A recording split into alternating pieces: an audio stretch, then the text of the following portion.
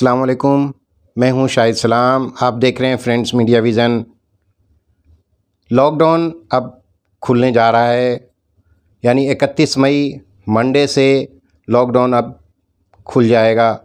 इस बात का ऐलान दिल्ली के चीफ मिनिस्टर अरविंद केजरीवाल जी ने किया।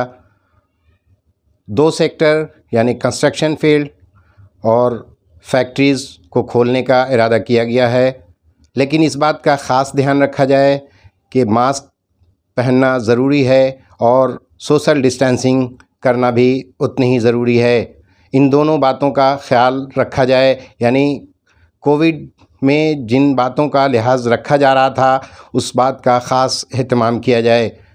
इस चीज़ की बिल्कुल इजाज़त नहीं है कि बग़ैर मास्क के कोई घर से निकलता है या सवारी पे जा रहा है या फैक्ट्रीज़ में काम कर रहा है तो बग़ैर मास्क के वह अपना काम करे। आप सबको नमस्कार।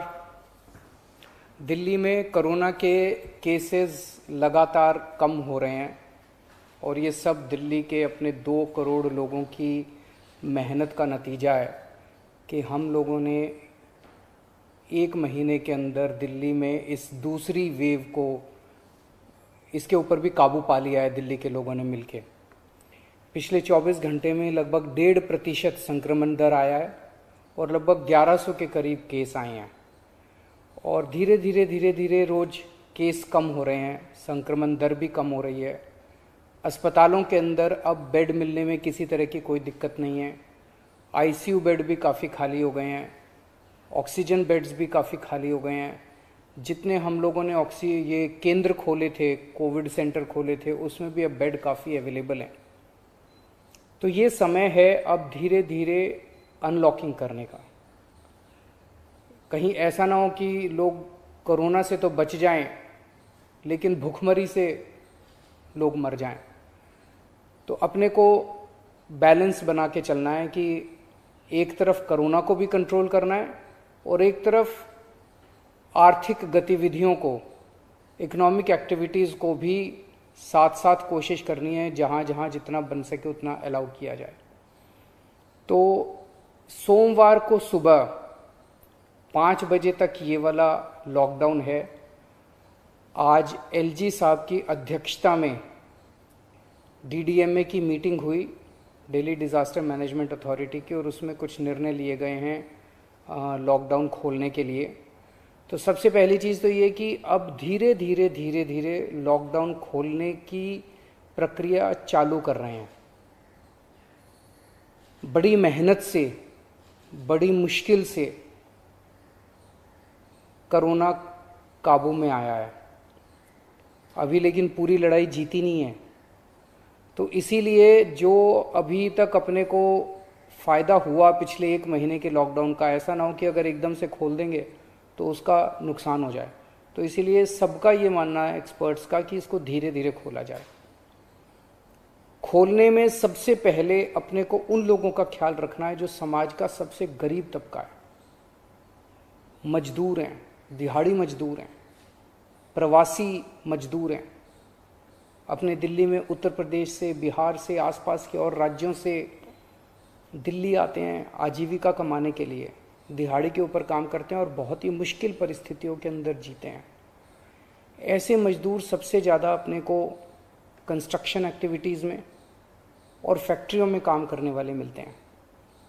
तो आज इन 2 चीज़ों को मीटिंग में ये तय किया गया कि इन 2 गतिविधियों को सोमवार को सुबह से खोला जाएगा। जब 5 बजे ये वाला लॉकडाउन ख़त्म होगा तो अगले 1 हफ्ते के लिए इन 2 गतिविधियों को खोला जा रहा है, कंस्ट्रक्शन एक्टिविटीज़ को और फैक्ट्रीज़ को।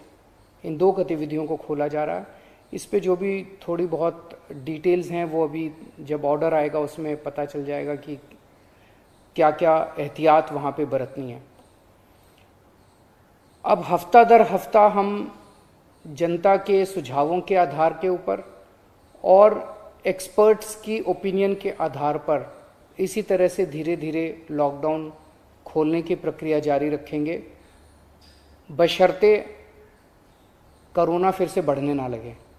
अगर बीच में ऐसा लगता है कि कोरोना बढ़ने लग गया तो फिर हमें एक्टिविटीज़ खोलने की प्रक्रिया को भी रोकना पड़ेगा।